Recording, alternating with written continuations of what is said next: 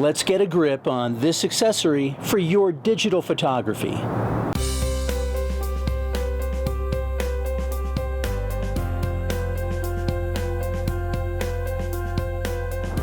Hello and welcome to 5-Minute Photo. I'm Bill Ferris. In this video, I'd like to talk with you about battery grips.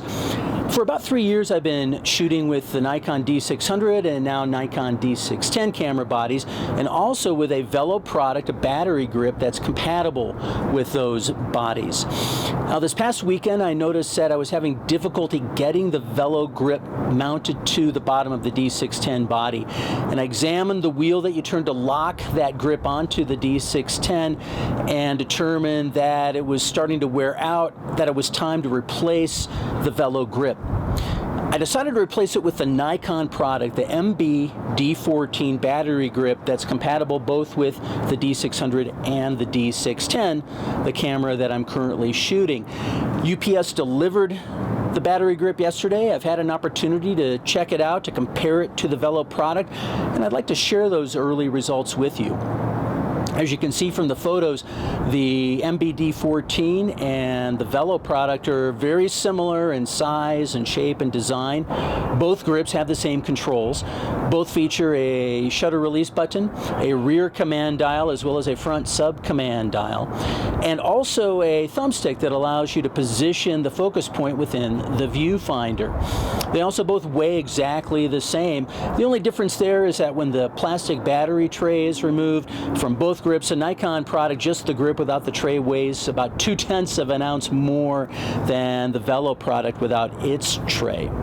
But there are two big differences that I'd like to share with you that I've noticed, two very positive differences in the advantage of the Nikon MB-D14. The two biggest criticisms that I've had of the Velo product, and I need to say from the top that I've enjoyed using it these 3 years, it's been a workhorse for me, but I have had two major criticisms. One is that if I leave a battery in the Velo battery grip or in the Nikon body, and if I leave that grip attached to the Nikon body for any extended period of time, the grip will be drained, the battery will be drained, even if the grip and the camera are turned off.